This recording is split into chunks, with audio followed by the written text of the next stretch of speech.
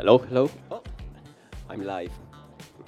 So good afternoon, everybody, and thank you very much for coming here today.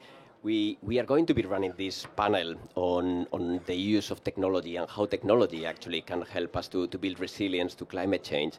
But the first thing that is going to happen, we are going to have a few words from the Secretary of State, Nadine Dorries, who is just about to come. So I just need you to bear with me for 30 seconds, and we will have Nadine with us in the panel. 1 second.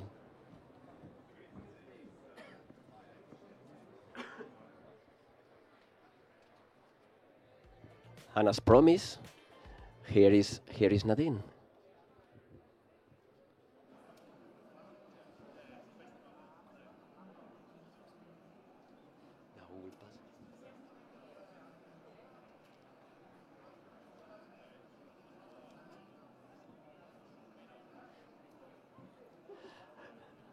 Hello, Nadine, and welcome. Thank you very much for coming. Real pleasure to have you here. So the room is yours. Apologies, everyone, and hello, good afternoon. It's really great to see you all, and it's really great to be here. And can I first of all thank Microsoft for hosting this event, and I hope you're all enjoying COP so far. I mean, it's just, I don't know how you feel about it, but today's my first day, and I think it is just amazing. You can actually see the future here. It just needs people to believe in it and to understand the importance of what we're trying to achieve. There's a buzz in the air, not just here, but in Glasgow too. And walking around the site, you can feel the energy and the determination to make real progress in climate change and against climate change. You will have seen countless UK government ministers in Glasgow this week attending a whole range of events and that cover the entire gamut of climate crisis. And I'm here today in my capacity as Digital Secretary. And one of the areas that I'm most interested in, and of course everyone here I believe shares that interest, is the role tech can play in tackling climate change. How we can use the power of human integrity to overcome the existential threat that we face. Some dismiss it as techo-optimism, but I'm confident that we've got the brain power and the imagination to do it. After all, haven't we invented and innovated our way out of trouble countless times in the past? We've developed medicines that have doubled our life expectancy and treatments that allow us to survive once fatal diseases and injuries. We've built machines that allow us to defy gravity and fly around the world and to the moon even. And when COVID, so very recently, tore across the world, bringing life to an absolute standstill, scientists deployed biotech to come up with a revolutionary new mRNA vaccine that beat the virus into retreat. Today, as we face our greatest challenge yet, we need to use tech to do the same again. Luckily, the UK is already racing ahead when it comes to climate tech. In fact, we're second only to Silicon Valley. Investment in UK climate tech has nearly doubled in the past year, even with COVID and all of that economic disruption.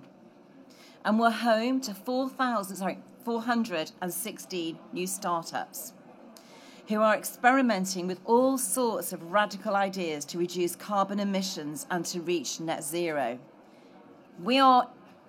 In the UK, we are in the middle of a green tech revolution, and the government is doing everything it can to support that revolution. Backed by government funding, Tech Nation's Net Zero programme provides the most promising UK climate tech companies with the support that they need to grow and to help to drive down global emissions. These amazing and inspiring companies are innovating across key sectors, including energy, transport, buildings, agriculture, material consumption, and carbon removals. We're also fully supportive of initiatives like Tech Zero Task Force a partner of the UN's Race to Zero campaign, which is made up of the 16 of the UK's biggest and most innovative tech companies. They're household names like Money Supermarket and Bulb and Starling Bank, and they're helping us to hack and code our way to lower emissions. And in November, countries from around the world will travel to the UK for the first ever Future Tech Forum.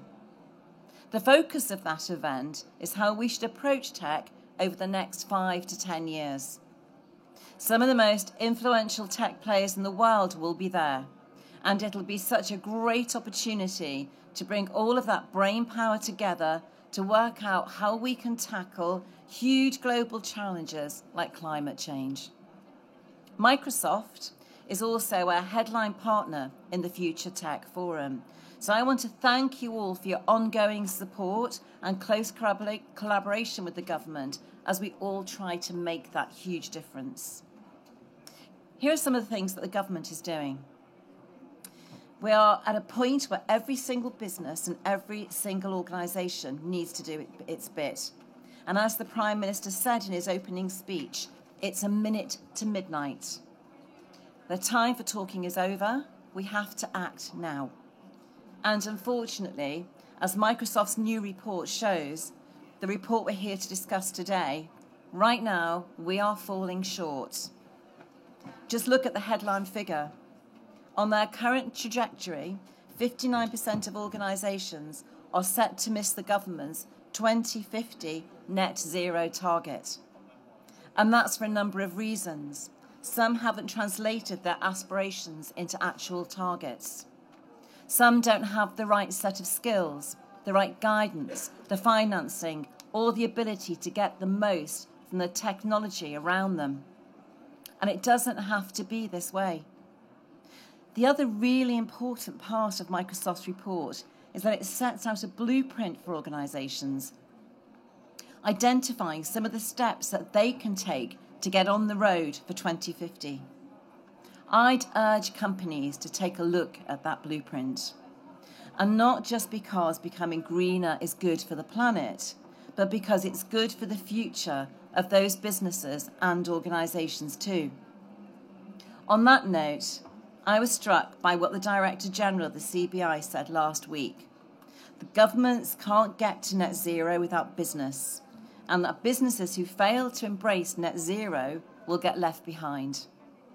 Our future is green, and companies can only be part of that future if they become green too. The guidance and the support is there. It's now up to organisations to use it and to translate their pledges into action. And that's my main message today. We all share the same desire to combat climate change. The ambition is there, and I know that it's a deeply held ambition. We all want to save the planet, and we want to save our way of life. But ambition just isn't enough anymore. It is time to act. And I know the panel will be discussing those same challenges today. So I hope you enjoy the event and the rest of COP, and I look forward to seeing some of you, I hope, at the Future Tech Forum. Thank you.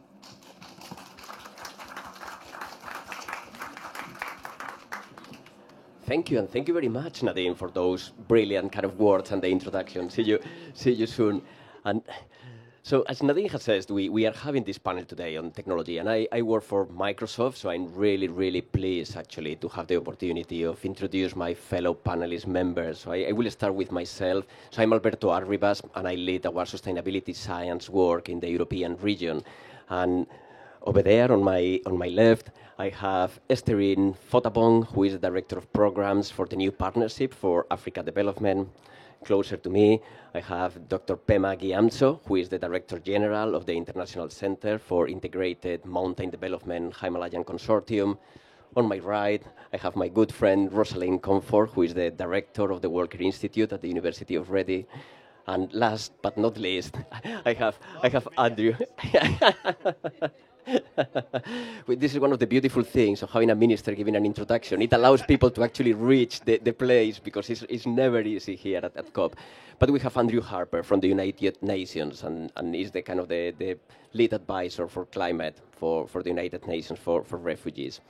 So what I was going to do first is to introduce a little bit the reason that we are here today, and then we will have the opportunity of hearing from everybody and hearing a little bit of a conversation, actually, of why this topic is so important. So I'm sure that all of you have noticed that we are having quite a lot of extreme events and hazards that are happening all over the world. So we have had recently flooding in Europe, we have had a massive heat wave in the United States, we had, not that long ago, a massive drought in South Africa. And as we can see, all of these events are happening all over the world. But of course, the vulnerabilities and the impacts that happen and affect different people are not the same. And this is driven because the exposures are different. So if you live in a floodplain, you are likely to be more affected by extreme rain than if you don't live there.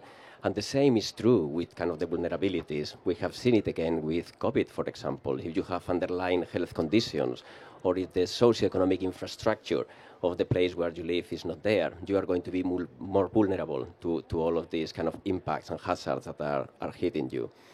At the same time, what we have seen in the last decade is a massive improvement in our technology capabilities. So we have cloud computing, we have artificial intelligence, we have new satellites, we have mobile technologies. And we have seen plenty of examples of these technologies being used for the good of the world and having a very, very positive impact. But we are also aware that technology alone is not enough. So technology needs more things to happen for it to be very effective. And at Microsoft, we have deployed a lot of examples. So we have the planetary computer, we have the AI for Earth program, and this has created more than 800 projects now in over 100 countries.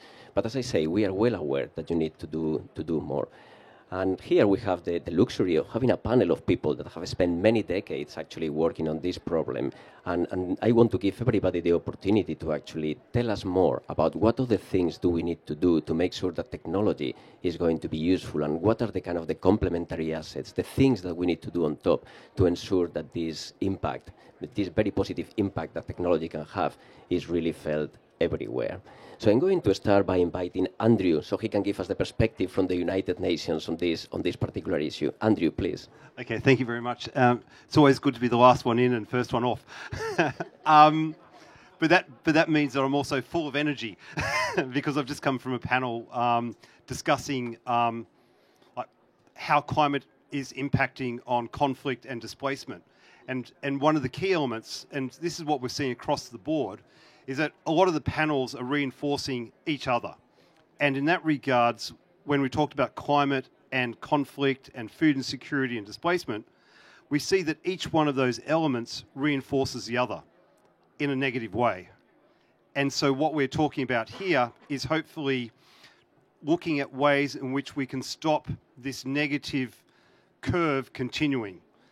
We're seeing increased food insecurity. We're seeing increased land degradation. We're seeing increased, unfortunately, increased vulnerability and poverty. We're seeing increased displacement. And some of you have seen the counters out there of the temperature increasing. We could have a similar one in regards to numbers of people being displaced every second. And that is not something that we can continue to allow. So the panel today is particularly important because hopefully it is one of hope, and hopefully it is bringing available technology to the fore. And we can talk about Microsoft, which is really important, obviously, but we also need to be talking about what does technology mean for people on the ground who are on the front lines. And that's where, from the UN Refugee Agency, when we're dealing with populations who basically don't survive on less than $1 a day, and that also includes the host communities, that's what that's what we need to bring to the fore. What is the technology that works for a small farmer who is on the front lines of climate change? I don't really care about what happens in New York or in Geneva or in Glasgow. What I do care about is for people in Mauritania or in DRC or in Venezuela or in Syria, because they're the ones who do not have the capacity to adapt to the situation. So I was in Mauritania 2 weeks ago, and you'd be driving, coming back from the border with Mali, you'd be going past villages and there was no lights. it wasn't that they weren't on the grid, they just didn't even have any solar panels. So when you start talking about technology, let's have a reality check and sort of say, okay, what are our target audiences? I'm absolutely fine that the quantum computers are working and that a lot of people have got the latest Samsung or Apple iPhone. But when you're talking to a farmer on the ground and their wells have gone down another 10 meters, and we sort of say, well, you need to manage your water properly, what does that mean? Like, what does it mean in order to be able to make use of artesian wells, which may be going down 100 or 200 meters? How do we look at providing information to a community that does not have the access to a smartphone or does not have a TV? When people have to move, and again, coming from the Sahel, what people were telling me is like, life depends on mobility. And so how do we link technology, mobility, and a way in which we can enhance and empower them, more importantly, as soon as possible? And I use the example of the refugee camp as well as the host communities because it links all the UN efforts together. It links the fact that you have a country like Mauritania that is peaceful, but I could also use countries like Jordan or Bangladesh or other locations. And we're not investing in technology or in peaceful coexistence to reinforce that peace. We often run after conflict and throw money at it. We don't run after peace and say, how can we make that even more peaceful? How can we reinforce that human dignity? And if you look at many conflict areas, which is unfortunately what is my job, it covers everyone. And this is what the issue is. We need to be investing in good governance. We need to be investing in the key aspects of human dignity, human rights, education, health, sustainable agriculture, environmental protection. There's not one of us who is here today that does not have an element in this. We just have to see, how do you break it down at the community level and respond? Well, firstly, like a lot of people sort of say, yeah, we spoke to the community. What about listening to the community?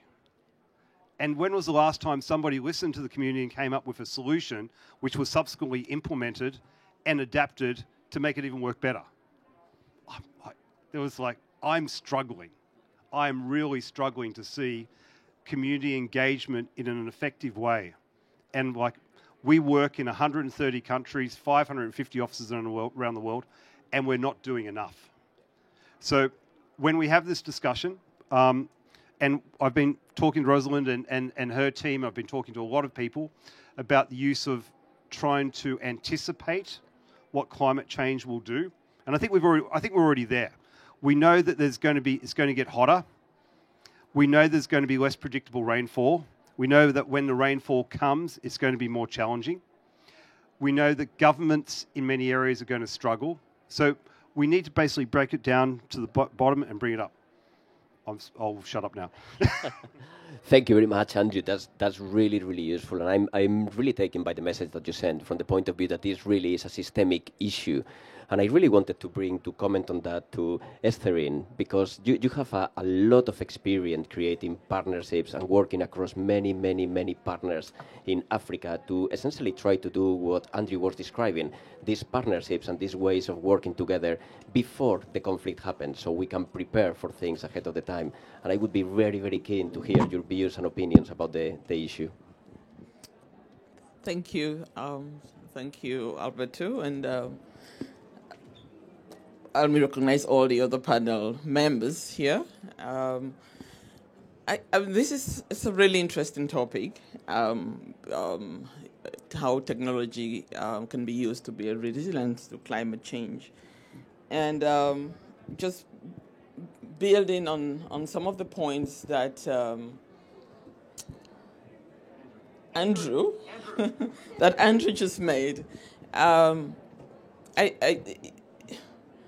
let me first start by saying, from an African perspective, and in this whole climate negotiation, from the very start. The African negotiators have made the point that technology transfer is critical for climate adaptation and building resilience in the African continent, particularly so for the communities that are very much affected by the climate variabilities that we are seeing. But, as you said, it's not just technology for the sake of technology.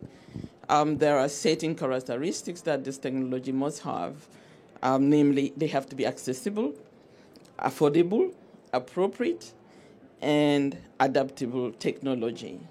So, from the African Union perspective, an organization that I do represent, we do work with partners and build critical partnerships to make sure that these characteristics are met. You spoke about a systemic approach.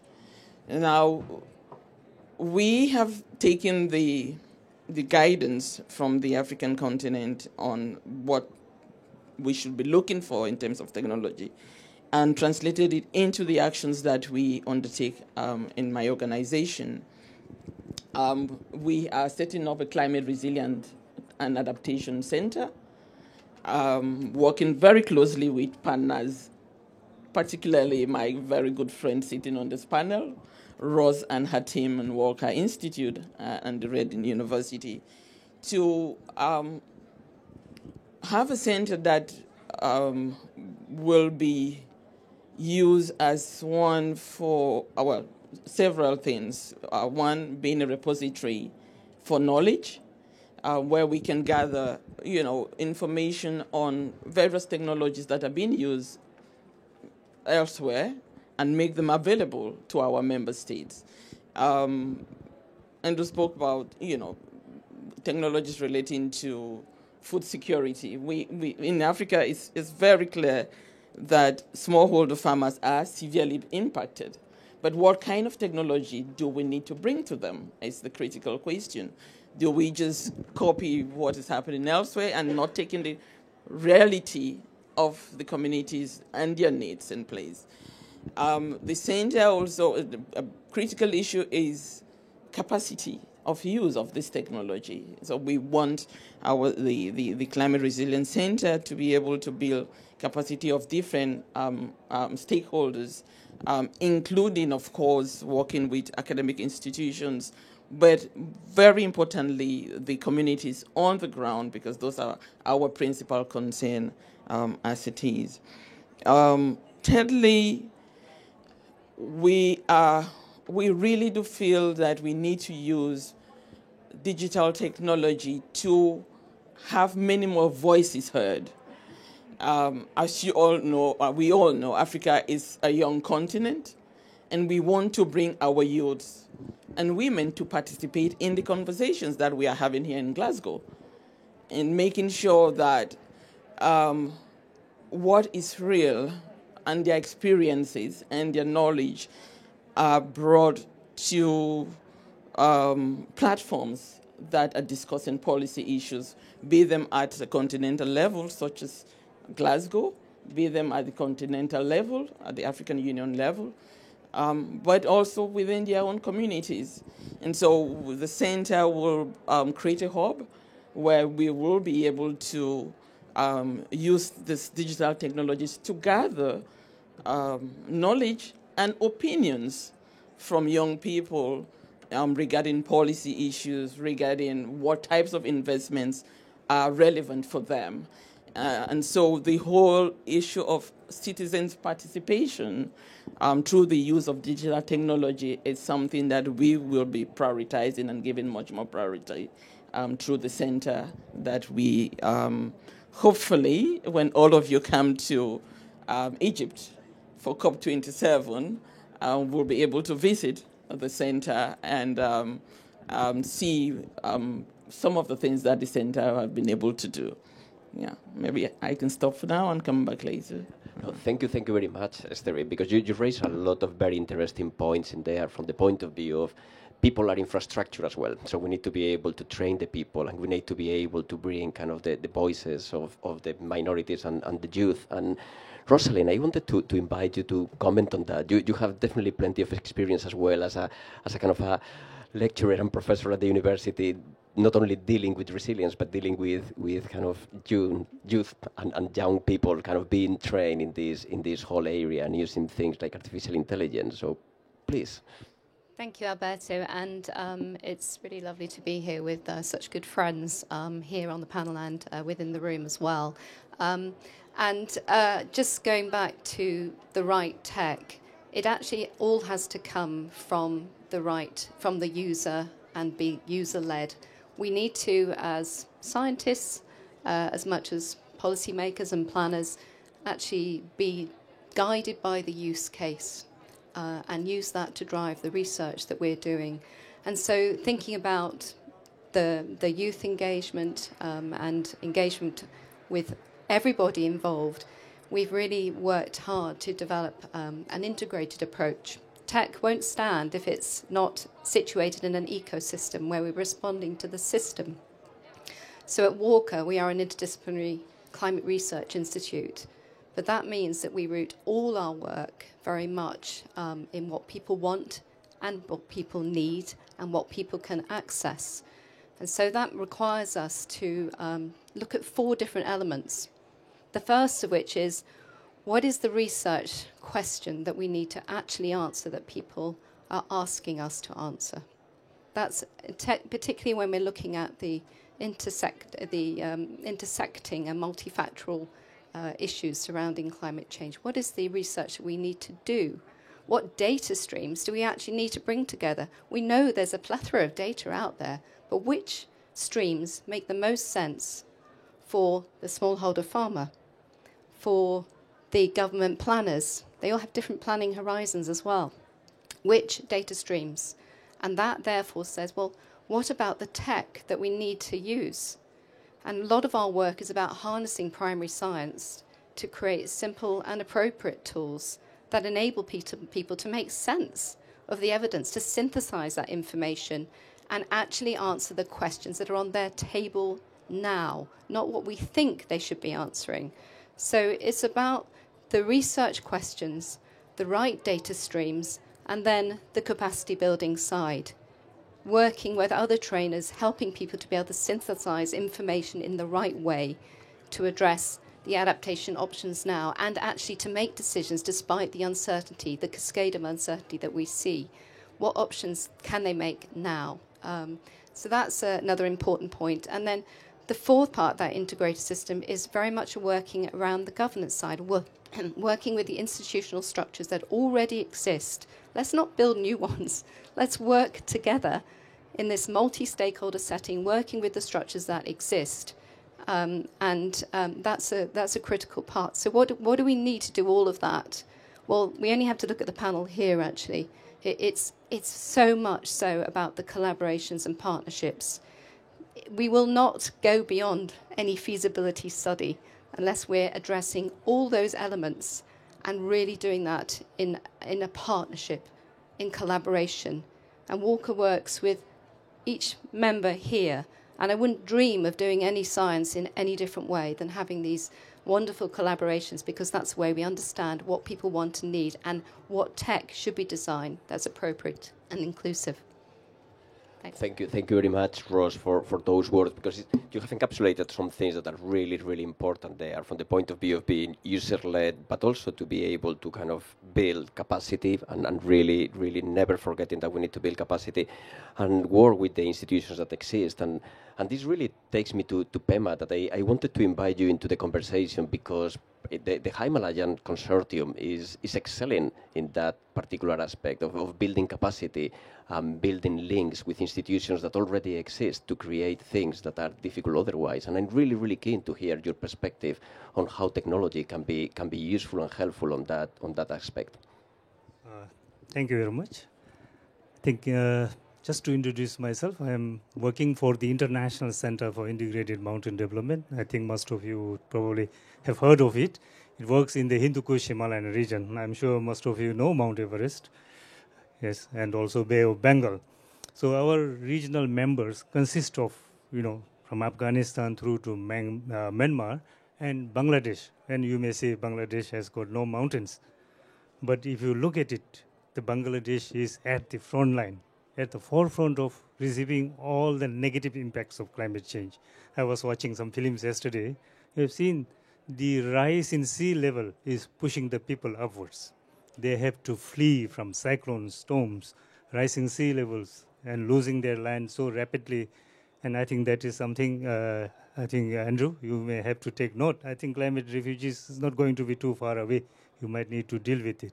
On the other hand, if you look at the Himalayan mountains, the snow is melting, ice is melting, more and more floods are occurring. And as already mentioned, we have now unpredictable weather patterns. You get incessant amount of rainfall, days and days of rainfall when it is least expected, and when you want it, it is not there. So there would be a movement downwards from the top to the to the lower areas. So this mid-level area is going to be a hot spot. Is going to be pushed from downwards and pushed from upwards, and I think there would be a real crisis situation. Now, what are the solutions? This is, as I was told, the decade for climate action, and we are here to find solutions. So in that respect, I think information technology provides the connectivity for us to be able to connect to each other and be able to share real-time information from upstream to downstream. So in that respect, ISMOD is working in building community-based flood early warning systems. And for that, we need technology. Technology that is affordable, that is applicable, that is useful. And it is being done. Now we have piloted it in several river basins. And, it worked in the last monsoon season when we have several incidences of flash floods. And we are able to save many lives. And it's a very simple system that works on a telemetry system operated by the communities. So communities are prepared for such events. Now at the farmers level, which was brought out again and again, I think we need not only affordable, not only applicable, not only accessible technologies, but technologies that people see are useful to them, beneficial to them. Only in, I can just give a small example. There needs to be a triggering factor. So when the earthquake struck Nepal in 2015, I think there was this the switch over to biofuels, bioenergy, biogas and so on, because things have become so difficult for energy to come in, the gas to come in and so on. So that is one example where people have to resort to locally adapted technology. So if it has to be sustainable, it has to be local. And then with Himalayan University Consortium, we have now 90 members from both within the region and outside the region. We are trying to build the capacity of young researchers in taking up technology, developing appropriate technology, finding evidences of good practices, technological innovations that are working elsewhere and bringing it to the Hindu Kush Himalayan region for scaling up. I will stop here just now and respond to questions later if there are any. Thank you very much. No, thank you very much, Pema, because I'm really, really taken by the concept that you mentioned that is critically important, the locally adapted technology. And then that triggers a very, very important question to me, which is how do we make sure that we can scale these kind of locally adapted technologies? So we need things that really work in the ground, but as you say, we really need at the same time to empower this kind of communication so we can facilitate that different regions learn from each other. So I was very keen actually to hear examples of that. I don't know if Estherine, you want to start in terms of giving some examples of things that you have seen applied locally and ways that people have been able to learn from those to then use them in other locations or other places. Yeah, thank you. Yes, so at AUD and NEPAD, we have a couple of programs that actually supports the learning across communities. So we had a program on climate financing, particularly supported capacity building, but also just transferring of appropriate technologies to communities. For smallholder farmers, we did focus a lot on climate smart agriculture, where we organized visits from communities from one country to another. So we took many farmers from Central Africa to East Africa, particularly Kenya, Tanzania, where climate smart agriculture had been practiced for a while longer than in Central African countries. And they could see tilling practices, they could see the use of irrigation systems, using solar panels, the way that the innovation in the canals that they were putting in place and operating with the use of solar panels. And that really helped because it helped them to kind of consolidate their farms. If, as you might be aware, in Central Africa, you have very small plots. And so you very small plots, and you have these farmers, because the plots are so small, they could not access these technologies that were there or develop them. So through the consolidation, they could come together and then have these canals and have the solar panel that benefited, all the farmers that pull their resources together. We collaborated also with the weather services to provide real-time information to the farmers that influence their planting, their harvesting, and I think those were really important for the farmers that were exposed to the practices from other regions, but also that got the services from the weather service, got the information that helped them to adjust their planting season. We also have a program called Rural Futures, where we have a platform that promotes South-South cooperation, and through this we bring representatives from Latin America that share their experiences on policies, because sometimes when we talk about this innovation, we just think of the, hard technologies, but we also want to encourage policies that provide enabling environment for the development of innovative policies, but also tools. And then we have another program, the last one I just mentioned, is a program we call Datacipation, supported by the Germans. And it does two things, as I mentioned earlier, kind of democratize participation and the use of technology, digital technologies, to get young people to be able to share their knowledge on the ground, but also to be trained in terms of different tools and ways to collect data, useful information that can be used for policy making and for other purposes. That's just a few that I can mention, but I would say creating those platforms where you can share information on appropriate tools, appropriate experiences in terms of policies is important. Facilitating on-site visits is also critical, for people can see for themselves and see whether this is appropriate for their own environment or how they can adapt whatever they've seen in other places to their own realities. Well, thank you. Thank you for those examples, actually. They are really powerful. And I wanted to bring very quickly, Andrew, in just kind of 1 minute, to see if you could give us further examples from the UN in terms of just being able to do this learning and how to create these platforms that enable us to learn the good lessons from one place to another. Well, I think probably the best thing that I've learned is to assume that 99.99% of the smartest people don't work for the UN. And if you use that as the basis, then it forces you to look outside of the UN and to listen to the people who do know what they're doing. And so, for instance, in the Sahel, we've been working with not only communities within the Sahel, but institutes, including Reading, but also Columbia and Potsdam and Uppsala and a whole host, in order to look at what is it that they see the future being like. And so it helps bringing in, not just also relying on one agency, but bringing in comparisons. So like, what will be the thresholds for different types of crops in the Sahel in the future?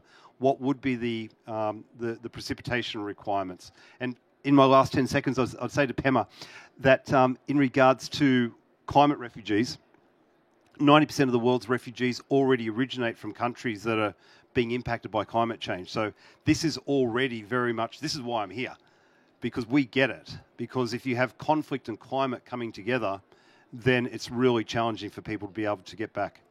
Thanks. Yeah, and following with that, and thank you very much, because what you say is very important. Everybody needs to remember that there are always a lot of talented people outside the group that you are directly working with and that you need to find ways to collaborate. But I wanted to turn back to Pema and also ask for examples of things that have worked well in the Himalayas and things that you would like to highlight to the group. So I think, again, I'll come back to the narrative that we are dealing with either too much water or too little water. So I always like to use the word water gives life, also water takes life. So in our region, in the Hindu Kush Himalayan region, when we have too much water, we are experiencing floods, which destroys lives and properties. So use of technology for providing advanced warning system, preparing communities is very important. So this is one example. We have the community-based flood early warning system. At the farmers level, we have also developed mobile apps to provide farmers with real-time data, weather data, the predictions and forecast and so on, and also link with markets on real-time prices for their produces and so on.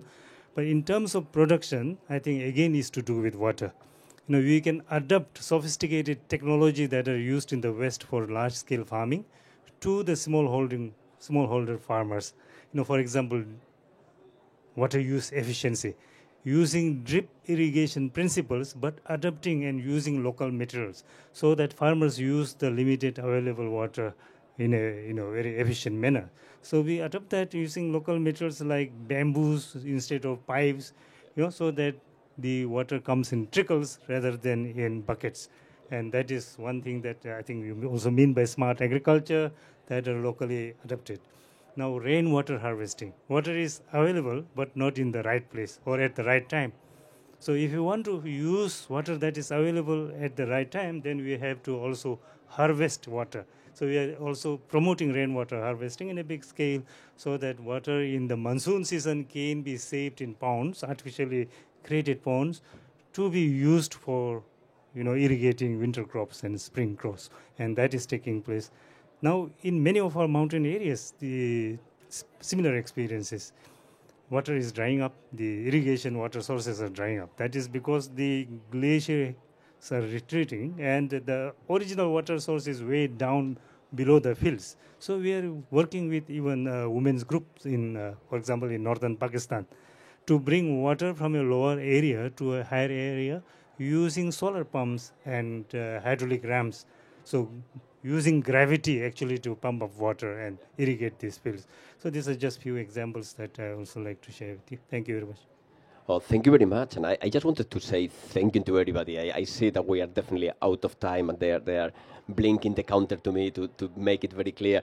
But I wanted to say thank you to the whole panel. Thank you to Estherine. Thank you to Pema. Thank you to Ross. Thank you to Andrew. I have learned a lot during this conversation. And of course, thank you very much to all of you for coming here and spend a few minutes with us. It has been great to have you here. Thank you very much.